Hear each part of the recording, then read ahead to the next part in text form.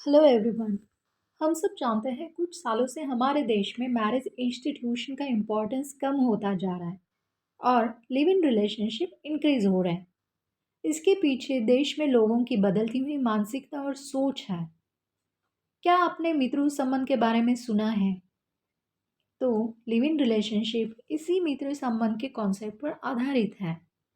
बहुत सारे लोग इसकी तुलना taking a car for test drive से करते हैं। हालांकि लिव इन हमारे देश में काफ़ी पुराना है, लेकिन आजकल लोग इसके बारे में ओपनली बात करते हैं। ये भी कहा जाता है कि it's better to have a live in relationship rather than having a divorced life. अगर हम देखें कि legal definition of live in relationship की क्या है, तो एक ऐसी है व्यवस्था जिसमें अनमैरिड कपल्स लॉन्ग टर्म के लिए साथ में रहते हैं, बिल्कुल मैरिड कपल्स की तरह। लिव इन कॉन्सेप्ट इंडिया में पॉपुलर होने का reason mostly increasing rate of divorce माना जाता है। कुछ लोग शादी से पहले एक दूसरे के साथ रहकर एक दूसरे का अच्छे से जानना समझना चाहते हैं और कंपैटिबिलिटी को फिगर आउट करने की कोशिश करते हैं, क्योंकि वो समझते हैं कि शादी के बाद अगर इनकम्पैटिबिलिटी दिखी तो फिर उन्हें लाइफ टाइम कॉम्प्रोमाइज़ करना पड़ेगा और कुछ फिर डिवोर्स भी हो सकता है। कुछ लोग तो पारंपरिक विवाह पद्धति को मानते ही नहीं हैं। Now the question is live in relationship legal in India? तो इसका जवाब है हाँ। Government, law, constitute India live in relationship को परमिट नहीं करते हैं। दो स्टैटिक्स बताते हैं कि प्रेजेंटली देश में 80% लोग लिव इन रिलेशनशिप को एक्सेप्ट करते हैं, पर लेस देन हाफ परसेंट लोग ही लिव इन में रहते हैं। भारतीय संसद ने लिव इन रिलेशनशिप को लेकर कोई कानून तो नहीं बनाया है, पर सुप्रीम कोर्ट ने कई मौकों पर इसे लेकर महत्वपूर्ण फैसला सुनाया है। सुप्रीम कोर्ट ने 4 दशक पहले पहली बार 1978 में Badri Prasad versus Director of Consolidation case में लिव इन रिलेशनशिप को मान्यता दी।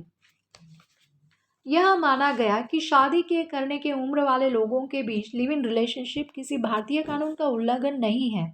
सुप्रीम कोर्ट ने कहा कि अगर कोई लंबे समय से साथ में रह रहा है तो उस रिश्ते को शादी ही माना जाएगा। इस तरह कोर्ट ने 50 साल के लिव इन रिलेशनशिप को वैध ठहराया था। सुप्रीम कोर्ट के हिसाब से लिव इन रिलेशनशिप संविधान के अनुच्छेद 21 के अंडर बिल्कुल वैध है। अपनी मर्जी से शादी करना या किसी के साथ लिव इन रिलेशनशिप में आज़ादी और अधिकार का अनुच्छेद 21 से अलग नहीं माना जा सकता। साल 2001 में पायल शर्मा वर्सेस नारी निकेतन केस में सुप्रीम कोर्ट ने फिर लिव इन रिलेशनशिप को कपल्स का अधिकार बताते हुए कहा कि हालांकि समाज लिव इन रिलेशनशिप को अनैतिक मानता है, मगर कानून के हिसाब से ना ही ये इलीगल है और ना ही क्राइम।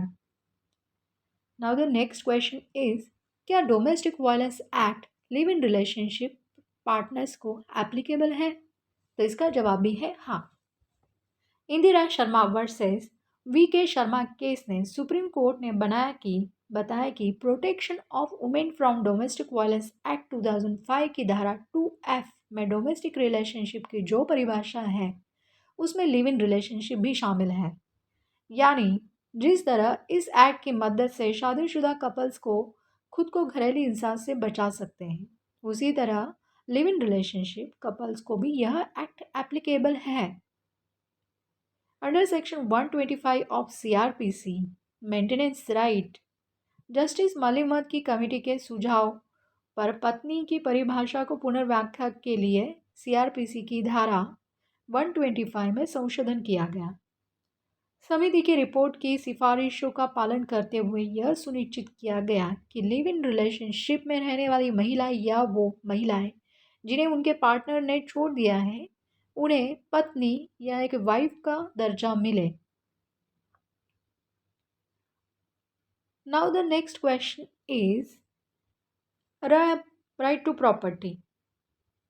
जिस तरह पति की मृत्यु के बाद पत्नी का दिवंगत पति के संपत्ति पर अधिकार होता है, उसी तरह एक महिला के लिव इन पार्टनर की मृत्यु के बाद अपने पार्टनर की इनहेरिटेड प्रॉपर्टी यानी विरासत मिली संपत्ति पर उस महिला का अधिकार होता है।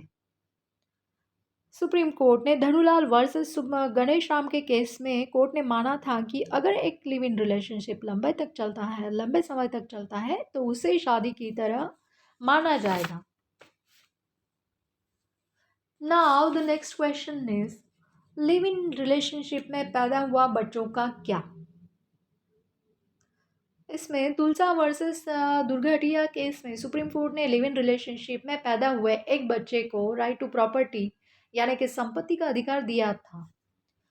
फैसला सुनाते हुए कोर्ट ने कहा कि ऐसे बच्चों को नाजायज नहीं माना जाएगा जब उसके माता पिता काफी लंबे समय से साथ में रह रहे थे।